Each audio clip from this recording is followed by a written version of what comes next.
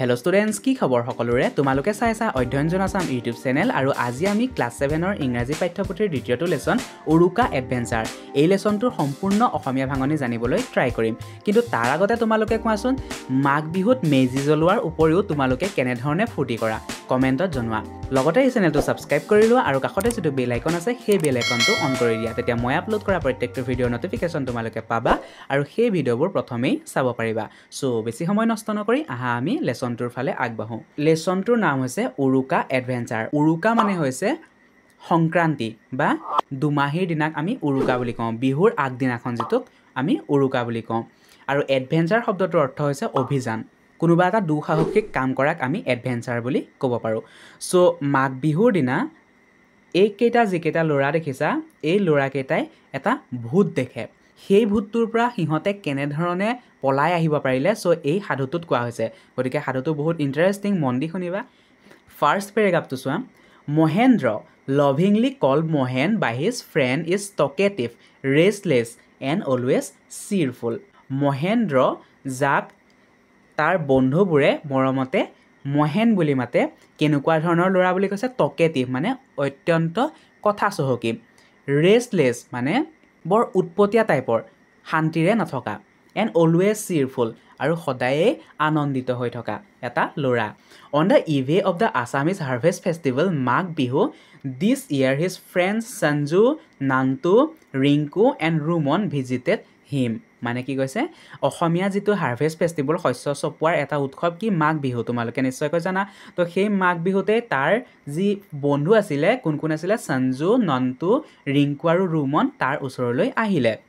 It was the Uruka night সেইটো হৈছে উৰুকাৰ নিশা they propose that Mahen should lead them in an Uruka adventure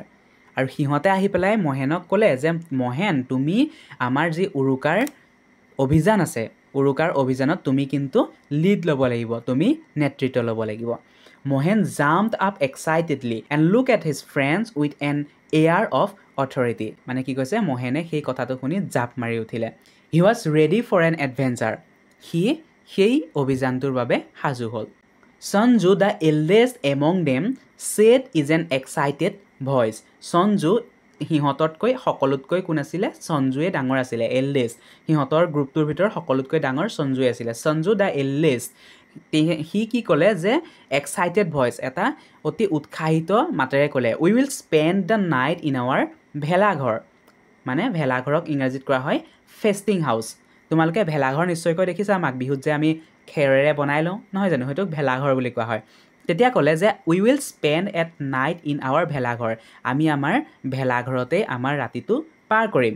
when every one is asleep we will go' and pick vegetable and have another feast tomorrow মানে কি ক'লে যেতিয়া সকলোৱে শুই যাব তেতিয়া আমি কাৰোবাৰ ঘৰলৈ যাম আৰু শাক পাচলিবোৰ চুৰ কৰিম আৰু কালিলৈ সেই শাক পাচলিৰে ভোজ ভাত খাম ফিষ্ট মানে হৈছে ভোজ তো এইটো তোমালোকে নিশ্চয়কৈ জানাই এইটো হৈছে এটা পৰম্পৰা চুৰ কৰাটো যদিও বেয়া অভ্যাস কিন্তু এইটো হৈছে আমাৰ এটা পৰম্পৰা মাঘ বিহুৰ পৰম্পৰা কোনোবাই হয়তো শাক পাচলি চুৰ কৰে গৈ কোনোবাই হাঁহ কুকুৰা চুৰ কৰে কোনোবাই ঘৰৰ দেউৰাখনকে চুৰ কৰি আনিব তো এইখিনি ধেমালি হিচাপে ধৰা হয় গাঁৱৰ ডেকা বন্ধুসকলে এনেধৰণে ধেমালি কৰে তো মহেন আৰু সিহঁতৰ বন্ধুবোৰেও কি কৰিলে এনেধৰণৰ এটা ধেমালি কৰিব বিচাৰিলে oh' yes it is our age old custom মানে হৈছে পৰম্পৰাগত ৰীতি অ' হয় এইটো দেখোন আমাৰ পৰম্পৰাগত ৰীতি উই মাষ্ট অনাৰ ইট আমি এইটো কৰিবই লাগিব মহেন ৰেছপণ্ড গ্লিফুলি মহেনে কি কৰিলে অতি আনন্দৰে ৰেছপণ্ড কৰিলে সন্মতি জনালে soon the grand Uruka feast was over যেতিয়া উৰুকাৰ ভোজ ভাত শেষ হ'ল খাই every one left for their respective homes সকলোবোৰেই নিজৰ নিজৰ ঘৰলৈ গ'ল দ্য মেচিভাছ 5 ষ্টেট বিহাইণ্ড আৰু সেই যিকেইটা 5টা ল'ৰা আছিলে সেই 5টা ল'ৰা কিন্তু সিহঁতে সেই ভেলাঘৰতে ৰৈ দিলে কাৰণ সিহঁতৰ অভিযানটা আৰম্ভ কৰিব লাগিব হডলিং এৰাউণ্ড দ্য বিগ ফায়াৰ মানে মেজিৰ কাষে কাষে সিহঁতে সেই 5টা ল'ৰা মানে মহেনহঁত ৰৈ দিলে When it was past midnight, যেতিয়া মাজৰাতি পাৰ হ'বলৈ ল'লে, Mohan rose and commanded the others to follow him in their nocturnal adventure. মানে মহেনে সকলোকে কামাণ্ড কৰিলে আৰু তাৰ পিছে পিছে আহিবলৈ ক'লে সেই যিটো অভিযান আছিলে সেই অভিযানটো সিহঁতে কৰিবলৈ গ'ল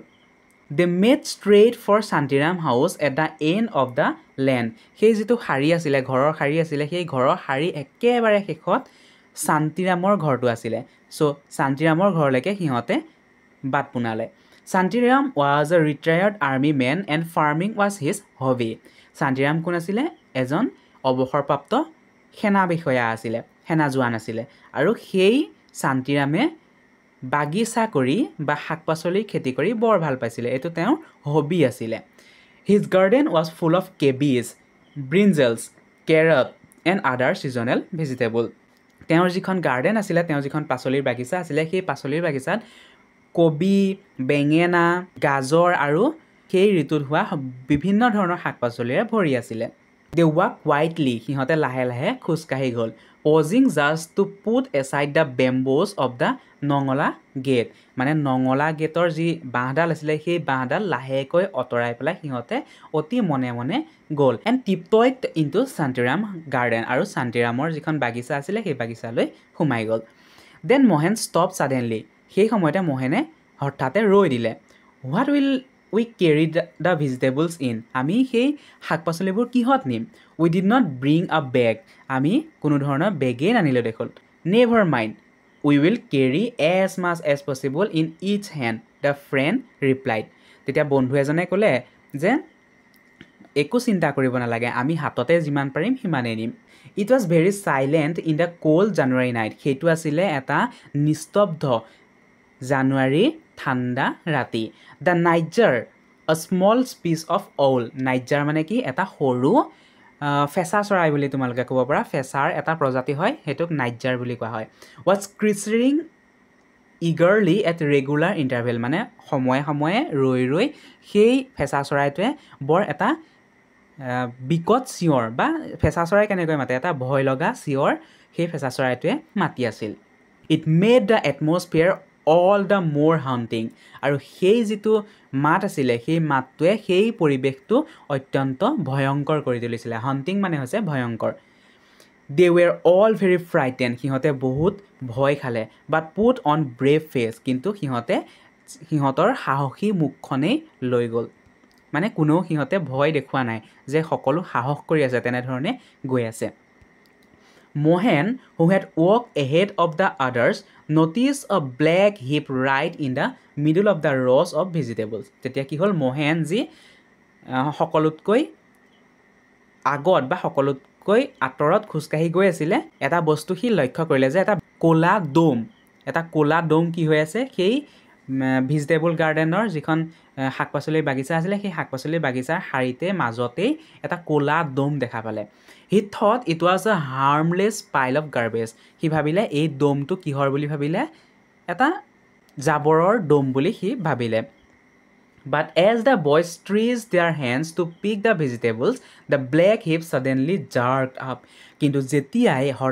সিহঁতৰ ল'ৰাবোৰে সিহঁতৰ বন্ধু মোহেনৰ বন্ধু কেইটাই ভেজিটেবলছবোৰ মানে শাকপাচলিবোৰ উভালিবলৈ ধৰিলে তেতিয়াই কি হ'ল সেই যিটো কোলা দম আছিলে সেই কোলা দমটোৱে হঠাতে জুকাৰিবলৈ ধৰিলে জুকাৰণি মাৰিলে To their utter horror, it dashed towards them at great speed. ভয়ংকৰভাৱে সিহঁতৰ ফাললৈ সেই যি দম আছিলে জাবৰৰ দম বুলি ভাবিছিলে কোলা সেই দমটো সিহঁতৰ ফালে আগবাঢ়ি আহিবলৈ ধৰিলে It was none other than Shantiram সেই ভূতটো কোন সেই ভূতটো আসলতে ভূত নহয় সেইটো শান্তিৰামহে আছিলে Who had been sitting like a black heap wrapped in black blanket waiting for such uruka adventure কি কৰি আছিল শান্তিৰামে এখন ব্ল্যাক ব্ল্যাঙ্কেট গাত মেৰিয়াই তেনে ধৰণে বাগিচাৰ শাকপাচলিৰ বাগিচাৰ মাজতে বহি আছিল আৰু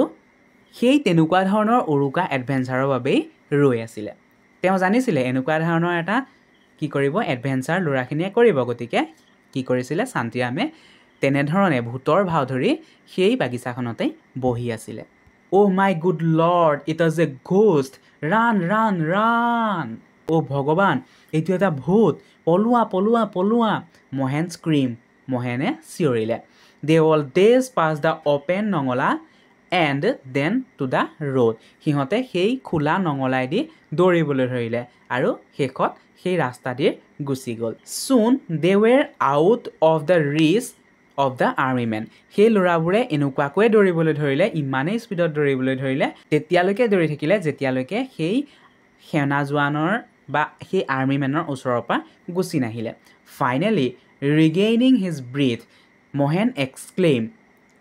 যেতিয়া অকমান দূৰ আঁতৰি আহিলে তেতিয়া মহেনে উশাহ লৈ সি কি কৰিলে এক্সপ্লেইন কৰিলে thank god we are all alive ভগৱানক ধন্যবাদ আমি সকলো জীয়াই থাকিলোঁ বাট কেন উই নট থিংক অফ আদাৰ টাইপছ অফ এডভেঞ্চাৰ কিন্তু আমি বেলেগ ধৰণৰ অভিযান চলাব নোৱাৰোঁনে তো এইটোৱে আছিল আজিৰ ভিডিঅ'টো সাধুটো তোমালোকৰ কেনেকুৱা লাগিল আচলতে ভূত বুলি যিটো কৈছোঁ সেই ভূতটো আচলতে ভূত নহয় শান্তিৰামহে সিহঁতক ভয় খুৱাবলৈ বহি আছিলে অত্যন্ত ইণ্টাৰেষ্টিং সাধু নহয়নে তো এই যিটো সাধু বা এই যিটো লেচন এই লেচনটোৰ সম্পূৰ্ণ কুৱেশ্যন এনচাৰখিনিৰ ভিডিঅ' মই এই চেনেলটোত আপলোড কৰিম সেই ভিডিঅ'টোৰ লিংক এই ভিডিঅ'টোৰ ডেছক্ৰিপশ্যন বক্সতো পাবা এণ্ড স্ক্ৰীণতো পাবা তাৰ পৰা গৈ সেই ভিডিঅ'টো চাই ল'ব পাৰিবা চেনেলটো ছাবস্ক্ৰাইব কৰি ল'বা কাষতে যিটো বেল আইকন আছে সেই বেল আইকনটো অন কৰি দিবা ভিডিঅ'টোত এটা লাইক কৰি দিবা আৰু তোমালোকে কেতিয়াবা ভূত দেখিছানে কমেণ্টত জনাবা আজিলৈ ইমানেই থেংক ইউ